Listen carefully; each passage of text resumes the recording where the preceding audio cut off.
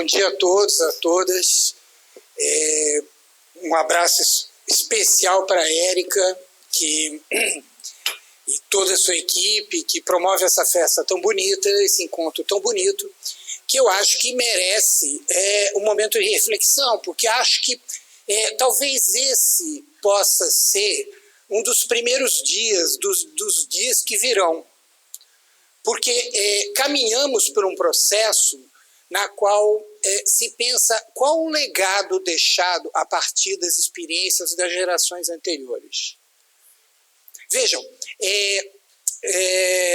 esse espaço que foi, de alguma maneira, tributário da expansão urbana do Rio de Janeiro para a zona sul da cidade, que levou um processo de desativação do hospício da Praia Vermelha e mais construção naquele momento visionária de opções para se lidar com a superlotação dos hospitais psiquiátricos. Juliano Moreira, homem do seu tempo, um intelectual negro que precisa ser respeitado e cultuado, né? Visualizava caminhos possíveis para se humanizar a assistência na visão do seu tempo. Quando se constrói esse espaço como uma alternativa, tanto para a desativação do hospício da Praia Vermelha quanto das colônias da Ilha do Governador, esse espaço rapidamente se transformou numa loja de horrores. Como se transformou numa loja de horrores toda a experiência humana de manter cativas pessoas por conta da sua vulnerabilidade social, da sua desrazão, da sua inadequação a um determinado modelo de sociedade. Esse espaço foi marcado por pessoas, por gerações que poderiam ter, de alguma forma, dado nome a essa estrutura. Deram nomes a pedaços delas, Adalto Botelho, Gustavo Riedel. Gustavo Riedel, com a sua visão, homem do seu tempo também, absolutamente eugênica e racista da sociedade brasileira. De certa forma, é lembrado no contexto da história da psiquiatria brasileira como, na verdade, uma página de incompreensão, uma página de desumanidade. Porque, na verdade, suas teses não eram antítese das teses da liberdade e da criatividade que tanto defendia a doutora Anísia da Silveira. Veja, só para chamar a atenção, eu sempre convivi com o incômodo, né, da experiência de chamar o Centro Psiquiátrico Pedro II de Instituto Anísia da Silveira. Certamente nunca seria apoiado por ela. É absolutamente inadequado, mas é absolutamente inevitável dentro de todo esse processo. E se torna, de alguma forma, alguma coisa que resgata e faz sentido a toda a experiência da história da psiquiatria no Brasil, e em particular no Rio de Janeiro, quando efetivamente a gente ultrapassa a ideia, e agora estamos entrando no momento do para além dos muros. O que faremos para além dos muros? Qual é a proposta de cuidado em sociedade? Isso tem absolutamente muito mais a ver com a experiência de vida de doutora Anísia da Silveira do que o espaço de um manicômio na zona norte da cidade do Rio de Janeiro, onde certamente ela passou por experiências muito, muito decepcionantes. Veja, resgatar esse legado, trabalhar a memória dessa experiência toda, ser tributária de toda essa experiência dessa construção das formas com que a sociedade foi lidando com a loucura, foi construindo as instituições, foi trabalhando caminhos possíveis. Isso é absolutamente a tarefa colocada hoje para uma ideia de um Instituto Juliano Moreira. O local, como local de assistência, de internação, ele vai perdendo claramente o sentido. Os 25 que aqui estão, tão logo seja possível, sairão daqui. Temos hoje 140 pessoas na Juliano Moreira, 25 aqui, 8 no Pinel, 8 no IPUB, algumas que são menos de 10 situações distribuídas nos hospitais no interior do estado e 32 dentro do sistema penitenciário. Nós estamos falando de 200 e poucas pessoas do universo que a gente já lidou com isso apenas numa das alas daqui do Engenho de Dentro.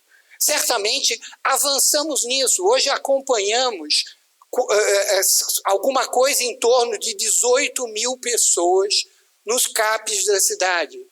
Fizemos e fazemos na série histórica em torno de 20 mil acolhimentos noturnos nos CAPs. Lidamos hoje com a experiência de crise cada vez mais nos serviços territoriais, de tal forma que já começamos a vislumbrar que no futuro próximo vamos ter que repensar as enfermarias de saúde mental nos hospitais gerais, porque elas também têm carregam um germe de uma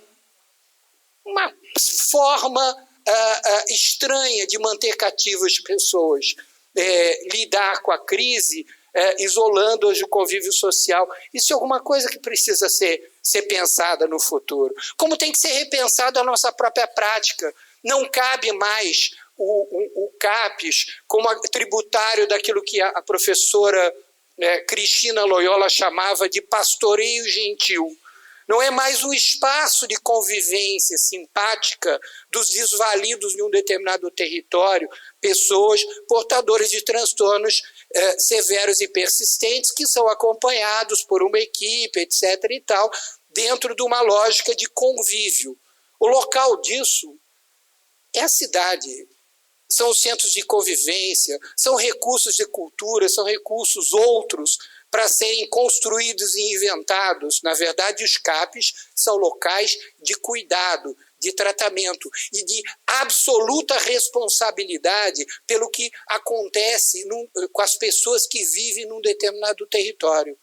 O sofrimento psíquico agudo hoje se transforma cada vez mais no objeto de cuidado dos CAPES. E quando falamos hoje de pessoas que nunca enlouqueceram, mas que efetivamente começam a produzir lesões em si mesmo e tentam contra a sua vida, cada vez mais nós vemos a estrutura da atenção psicossocial convocada a se fazer presente, junto com a atenção primária, na construção de uma rede de sustentação para efetivamente poder dar suporte à vida, poder garantir que a gente consiga criar possibilidades e perspectivas para que esses jovens, no Rio de Janeiro são fundamentalmente jovens, tenham um desalento menor, tenham menos desencanto com a vida e efetivamente possam se engajar numa outra proposta de convivência social. Estamos vivendo tempos obscuros, da crise das políticas públicas, da crise da própria democracia, de uma perplexidade de como se manipula a opinião pública de tal maneira para se tomar o poder, de como se violenta a norma constitucional, de como tudo que a gente considerava sólido vem se desmanchando no ar. Efetivamente, hoje, essa é a nossa tarefa como cidadãos, essa é a nossa tarefa como homens e mulheres ligados à assistência à saúde, como pessoas ligadas à cultura, como pessoas ligadas à experiência de fazer conhecimento, de produzir conhecimento e de, sobretudo, ser tributário da experiência do conhecimento das gerações anteriores. Todas elas efetivamente sustentáveis e compreensíveis no contexto do seu tempo. O nosso tempo, hoje, é outro. Eu me sinto numa alegria muito grande de estar podendo, mais uma vez, estar aqui presente, talvez uma das últimas, porque sinto que também passo uma experiência de sentir que o tempo precisa correr e precisa se construir novas possibilidades e novas perspectivas, mas efetivamente celebrar esses mais 10 anos do tempo que se decorreu da experiência anterior do primeiro número dos arquivos contemporâneos, né? Uma dúzia de anos. Né?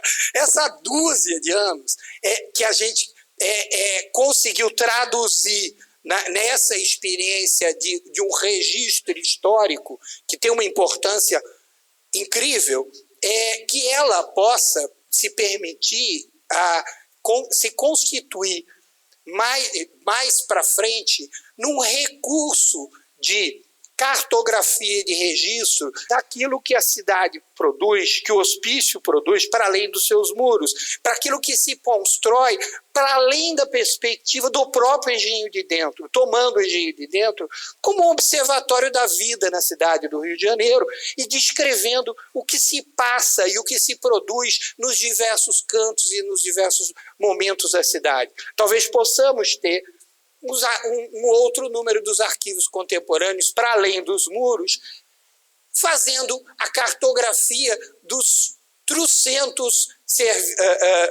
trabalhos que se inscreveram nesse interessantíssimo e potente seminário que está se realizando.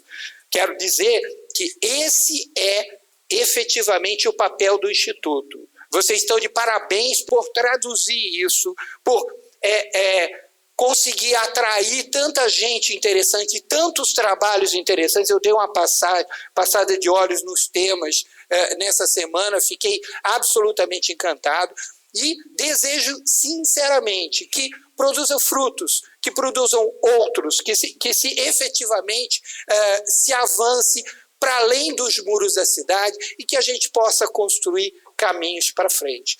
Só para terminar, dizer uma coisa para vocês.